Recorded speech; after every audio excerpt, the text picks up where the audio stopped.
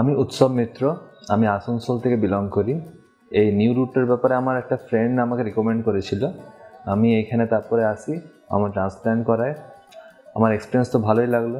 আমি প্রথমে যখন এলাম তখন তো একটু ভয় খেয়েছিলাম, কেন কি সার্জারি তো ভয়ই লাগে, কিন্তু এখানে ডক্টর আমাকে সব কোয়ারি, আমার যত কোয়ারি ছিল সব আমার কোয়ারি রিজলভ করলো, আমাকে ভালো সাজেশন দিল কি এরপরে ফিউচারে মানে কি আমার মানে এর রেজাল্ট কি হবে না হবে।